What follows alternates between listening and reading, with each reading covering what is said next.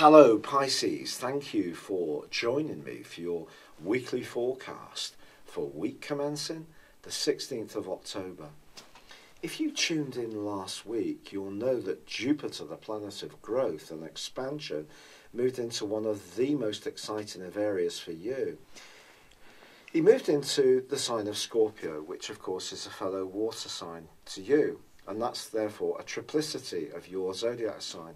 So this is a part in its journey, its process, which goes through broadly a 12-year cycle, when you can be much more experimental and expansive in the way that you go about your business, your life.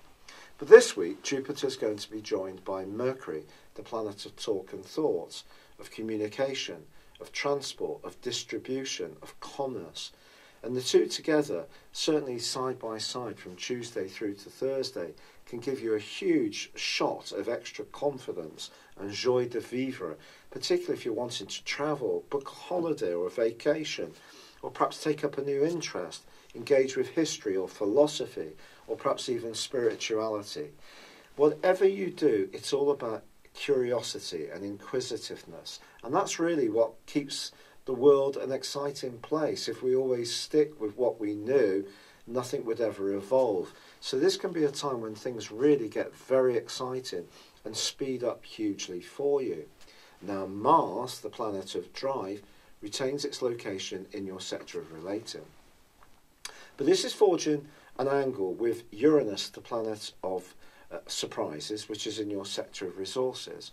What I would say to you is whatever you try to do, you may need to interact with someone who's important to you, but don't necessarily assume that they will understand exactly where you're coming from, because their values may be different, or perhaps you're challenging your own past values, and that's part of the journey of opening up.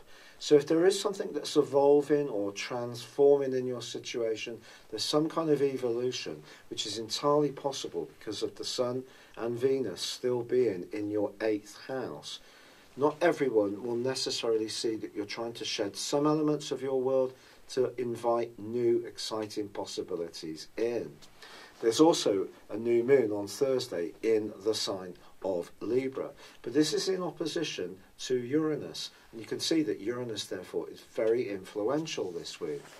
What I think this suggests is that over the following month you may find yourself a bit changeable about some of your fiscal attitudes, whether to spend money in the here and now and worry about tomorrow a little less, or perhaps you could find yourself becoming much more concerned with being more cautious with everyday resources, because you are thinking more actively about the consequences of your current expenditure. Then again, if money is very tight, I think Uranus can push you to be more inventive or come up with a more innovative approach of trying to re-engineer a greater sense of wealth and well-being in your situation. But of course, Venus being in your 8th house and Mars being in your 7th house is still very much about relationships. And Venus in the 8th house is a very deep and sensual transit.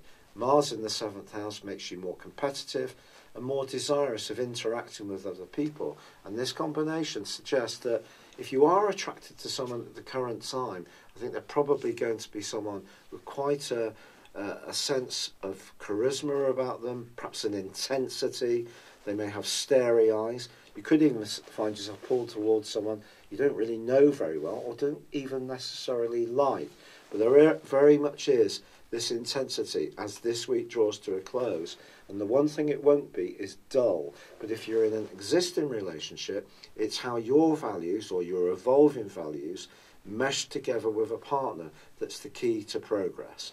It's been a real pleasure being with you. Thank you for joining me. Good luck. And goodbye for now. Hello, thank you so much for watching my video. I'd love you to join me at my Horoscope Ace app. You can find this at www.horoscope-ace.com. You can use it through Android, iOS, Apple or Facebook. Check out your ascendant or your moon sign or download your free birth chart.